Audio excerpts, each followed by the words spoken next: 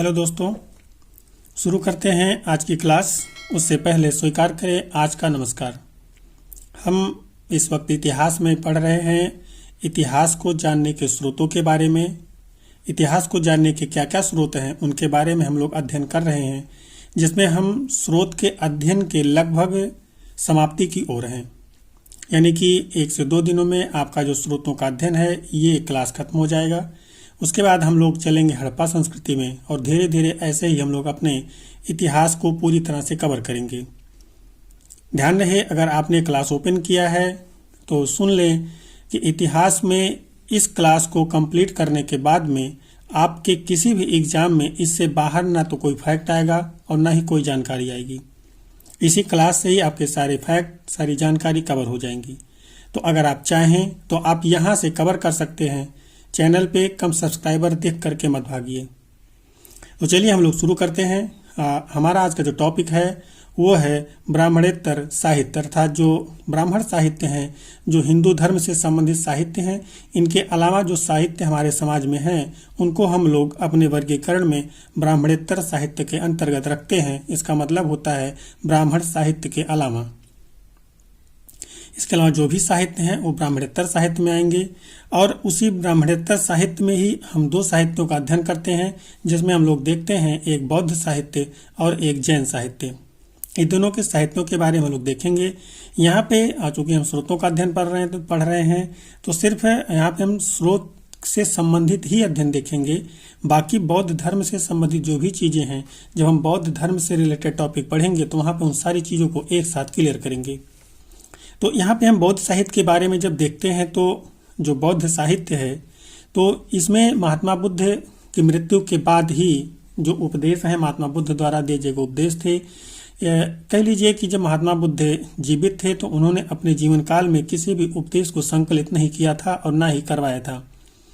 जो भी उपदेश उनके होते थे उनके मुखबाणी से ही होते थे और उन्हीं को उनके शिष्य आगे बढ़ाते थे। लेकिन जब भगवान बुद्ध की मृत्यु हो गई तो उनके बाद उनके शिष्यों ने उनके उपदेशों को 3 भागों में संकलित किया है, जिसे हम त्रिपिटक के नाम से जानते हैं। इन तीनों को त्रिपिटक के नाम से जाना जाता है, जिसमें हमारा पहला जो है वो सुत्त पिटक है, दूसरा विनय पिटक है और तीसरा अभिधम्म पिटक है। ये तीनों पिटक आप याद रखिए, ये तीनों पिटक बौद्ध साहित्य से या बौद्ध धर्म से संबंधित हैं। अगर इन त्रिपिटकों की बात किया जाए कि ये त्रिपिटक लिखे किस भाषा में गए हैं तो त्रिपिटक जो है पाली भाषा में लिखे गए हैं।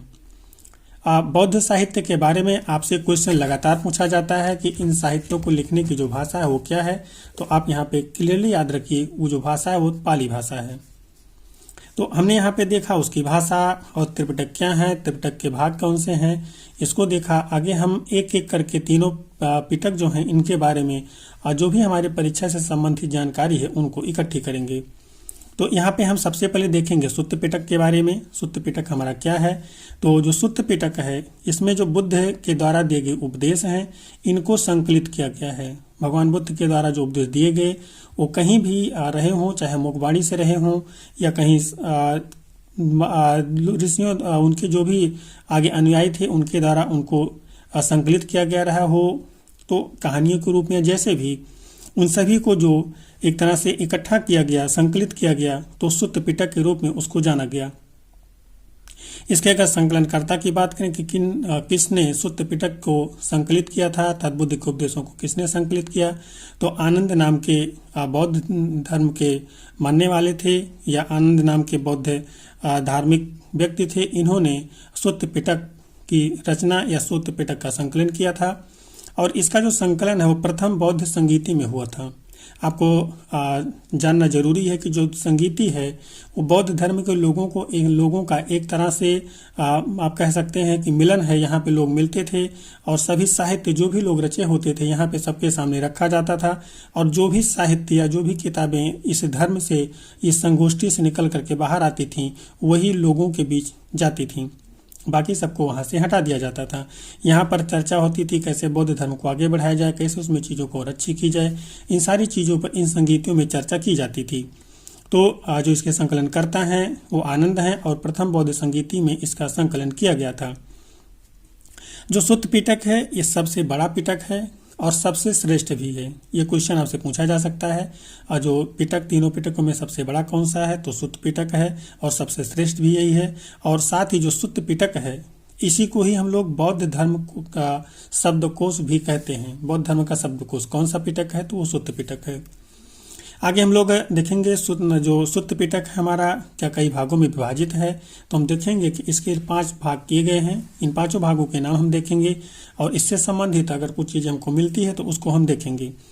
यहाँ पे आपसे जो क्वेश्चन पूछा जाता है वो सुत्त पिटक से संबंधित जो भाग हैं उनको दिया जाता है, फिर आगे विनय पिटक होगा उससे संबंधित जो भाग हैं उनको एक में मिक्स करके दिया जाता है और ये पूछा जाता है कौन सा संबंधित पिटक जो है वो किससे संबंधित है, या इस पिटक से कौन सा संबंधित है या कौन सा संबंधित नहीं है। इस तरह के क्वेश्चन आपके एग्जाम में बनते हैं। तो यहाँ पे जो हमारा पहला है वो दीर्घ निकाय है। इसको अगर हम 2 लोग देखेंगे तो सिगालोवाद सुत्त जो कि एक सिद्धांत है, ये इसी दीर्घ निकाय में ही पाया जाता है और इसी सिगालोवाद सुत्त में ही अशोक के धम्म की जानकारी मिलती है। अशोक के धम्म की जानकारी हमें कहाँ मिलती है, तो दीर्घ निकाय के ही सुगालोवाद सुत्त में मिलती है।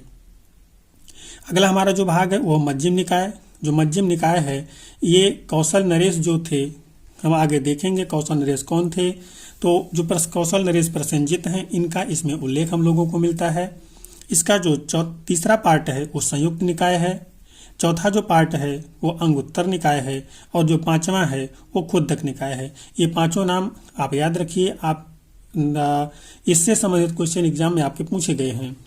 जब खुद्दक निकाय के बारे में थोड़ी सी हमें और एक्स्ट्रा इन्फॉर्मेशन लेनी है तो यहाँ पे हम देखेंगे जो खुद्दक निकाय है इसी में धम्म पद का उल्लेख है, अर्थात धर्म से संबंधित जो पद हैं, बौद्ध से संबंधित जो पद हैं उनका जो उल्लेख है वो हमें खुद्दक निकाय में मिलता है।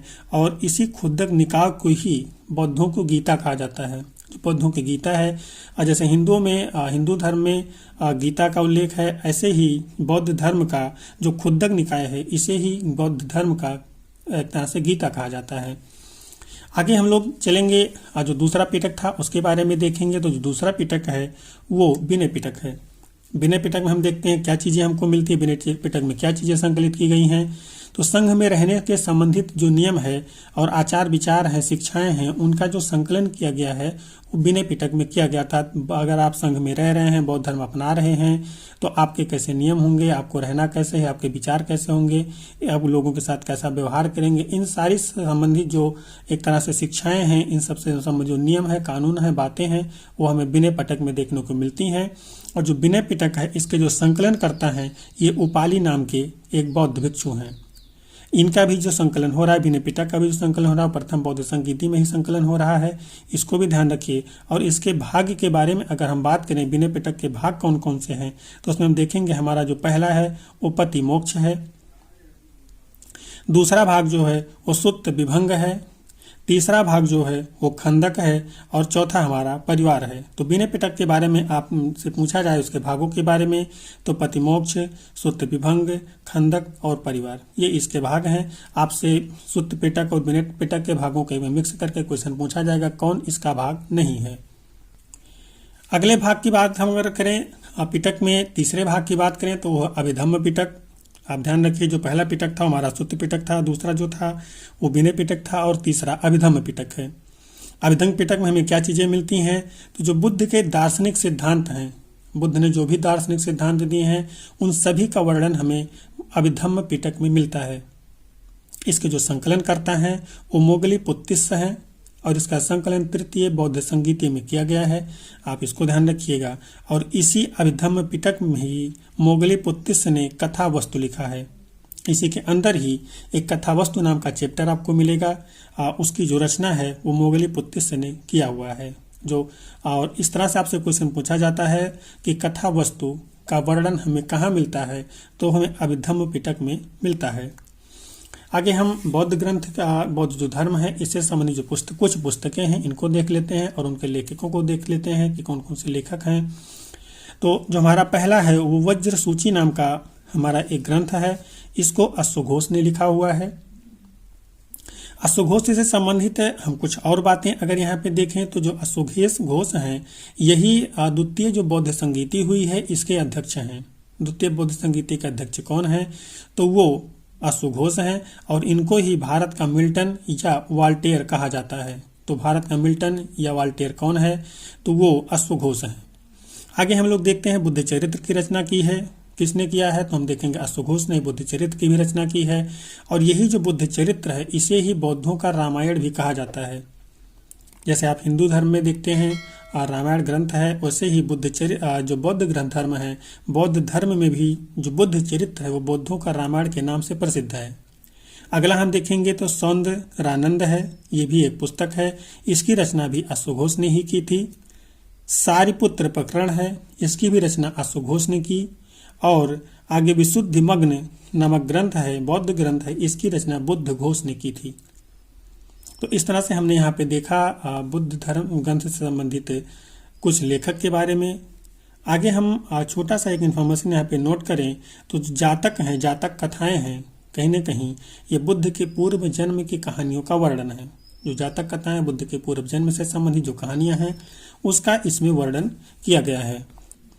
आगे हम लोग देखेंगे ब्राह्मणोत्तर साहित्य में ही जैन साहित्य के बारे में, तो उसको हम लोग देखते हैं। तो यहाँ पे हम लोग अब देख लेते हैं जैन साहित्य के बारे में। इन्हीं स्रोतों के अध्ययन में ही हम लोग जैन साहित्य को देखते हैं। जो भी इससे संबंधित पुस्तकें हैं, जो भी इसके भाग हैं, इनको हम लोग यहाँ पे देखेंगे। जैन साहित्य से हमें क्या क्या जानकारियाँ मिलती हैं, इनको हम लोग यहाँ पे देखेंगे। तो जो जैन साहित्य हैं इनको हम लोग आगम कहते हैं। जैन साहित्यों को आगम कहा जाता है, ये आप याद रखिए, क्वेश्चन आपसे पूछा जा चुका है। जैन साहित्यों का अन्य नाम क्या है? तो जैन साहित्यों का अन्य नाम आगम भी है। आगे हम लोग देखेंगे जो प्रारंभिक साहित्य थे, जो प्रारंभिक जैन साहित्य से अर्धमागधी भाषा में लिखे गए थे, लेकिन जो एक तरह से अगर अधिकांश की बात किया जाएगा, बाद में जो और ग्रंथ लिखे गए वो प्राकृत और पाली भाषा में लिखे गए। अर्थात ये कह लीजिए कि जो बौद्ध जैन ग्रंथ हैं इनके अधिकांश ग्रंथ जो हैं वो प्राकृत और पाली भाषा में लिखे गए हैं। जो प्रारंभिक साहित्य है सिर्फ वो ही अर्धमागधी भाषा में लिखे गए हैं। और जो प्रारंभिक साहित्य हैं ये कुल संख्या में 14 हैं। और इन्हीं जो 14 की संख्या है या जो प्रारंभिक बौद्ध साहित्य जो भी लिखे गए हैं उनको हम लोग पुब्ब के नाम से भी जानते हैं। और जो पुब्ब के रचयिता हैं वो महावीर स्वामी हैं। और पुब्बों का जो अंतिम जानकार था वो भद्रबाहु था। भद्रबाहु के बाद पुब्बों के बारे में और किसी भी जैन भिक्षु को जानकारी नहीं है। कालांतर में ही हम लोग देखते हैं जो पुब्ब हैं इनका स्थान 12 अंगों ने ले लिया। अर्थात इन्हीं से संबंधित कुछ अन्य पुस्तकों की रचना हुई जिनको 12 अंग कहा गया। तो जो पुब्ब थे उनकी जो स्थान था 12 अंगों ने ले लिया। क्योंकि आप यहाँ पे देख रहे हैं जो पुब्बों का अंतिम जानकार भद्रबाहु है, इसके बाद इसकी जो जानकारी है आगे ट्रांसफर नहीं हो रही है, तो कहीं ना कहीं उसके स्थान पर कुछ न कुछ तो आना था। तो उसी जगह पे अब 12 अंग आए। आगे हम लोग जैन धर्म से संबंधित कुछ ग्रंथ देख लेते हैं जो ऐतिहासिक ग्रंथ हैं। तो इसमें हम लोग देखेंगे जो हमारा पहला ग्रंथ है वो भगवती सूत्र है। भगवती सूत्र जो है इसमें महावीर के जीवन कृत्यों एवं अन्य समकालिकों के साथ उनका संबंध का वर्णन किया गया है। जो महावीर स्वामी हैं उनकी जो जीवन लीलाएं हैं उनका वर्णन इसमें है। और जो उनके समकालीन है, कुछ शासक हो सकते हैं, कुछ ऋषि मुनि हो सकते हैं, उनके साथ उनके क्या संबंध थे उसका इसमें वर्णन किया गया है। आगे हम लोग देखते हैं आचारांग सूत्र के बारे में। तो जो आचारांग सूत्र है इसमें जैन भिक्षु जो हैं उनके आचार विचार के नियम है। अर्थात उनके जो उनका व्यवहार है, रहन सहन है, उसमें जो नियम कानून है उनकी जो चर्चा है वो हमें आचारांग सूत्र में मिलती है। आप जो जैन भिक्षु हैं उनका आचरण कैसा होगा, इन सब की जानकारी हमें आचारांग सूत्र से मिलती है। आगे हम लोग देखते हैं तो हमारा आता है कल्प सूत्र। जो कल्प सूत्र है इसकी रचना भद्रबाहु ने किया था। और इसी से ही कल्प सूत्र से ही महावीर स्वामी और जैन धर्म के प्रारंभिक इतिहास की जानकारी हमें प्राप्त होती है। ये आपके बहुत ही काम की लाइन है कि महावीर स्वामी एवं जैन धर्म के प्रारंभिक इतिहास की जानकारी हमें किस सूत्र या किस ग्रंथ से मिलती है, तो हमें वहाँ पे बताना होगा कि हमें कल्प सूत्र से इसकी जानकारी प्राप्त होती है। आगे हम लोग देखेंगे जैन साहित्य में ही तो हमारा एक आता है परिशिष्ट पर्वन। ये भी जैन साहित्य है, इससे भी हमें इतिहास को जानने की तमाम जानकारियाँ मिलती हैं। भद्रबाहु चरित्र है। आगे हम लोग देखेंगे कालिका पुराण है। और आगे अश्व आवश्यक सूत्र नामक ग्रंथ है जिससे हमें प्राचीन इतिहास के बारे में तमाम जानकारियाँ मिलती हैं। यहाँ पे हम थोड़ा सा 2-3 पॉइंट अलग से नोट कर लें, यहाँ पे देख लें।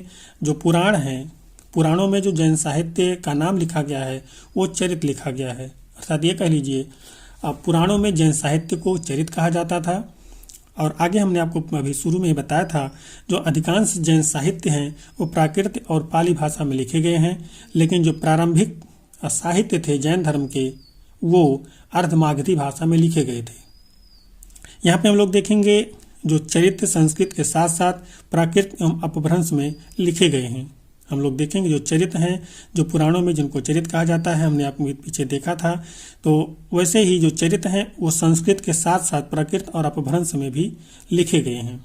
ये आप याद रखिए। और इसी में हम लोग जैन साहित्य में ही देखेंगे हमारा एक अन्य, तो उसमें हमारा एक पद्म पुराण आएगा, 9वां हम देखते हैं तो हरिवंश पुराण होगा और 10वां आदि पुराण होगा। तो इस तरह से लगभग 10 जैन साहित्यों के बारे में हमने अध्ययन किया कि इन साहित्यों से हमें इतिहास के बारे में तमाम जानकारियां प्राप्त होती हैं। महावीर के बारे में हमें जानकारी लेना हो, महावीर के शिष्यों के बारे में जानकारी लेना हो, उनकी भाषाओं के बारे में जानकारी लेना हो, उनके रहन सहन आचार विचार के बारे में जानकारी लेना हो, तो हमें इन साहित्यों को पढ़ करके जानकारी मिल जाती है। तो यहाँ पे हम लोग इस क्लास को रोकेंगे। अगर आपको हमारा ये क्लास पसंद आ रहा हो तो चैनल को सब्सक्राइब अवश्य करें। अपने अन्य मित्रों के साथ इस वीडियो को जरूर शेयर करें, क्योंकि इतिहास को इस तरह से पढ़ने के बाद में और इसी तरह से पढ़ते हुए हम पूरी तरह से कंप्लीट कर देंगे। इसके बाद आपको कहीं भी इतिहास पढ़ने की जरूरत नहीं पड़ेगी। तो मिलते हैं आपसे अगले वीडियो में, तब तक के लिए जय हिंद।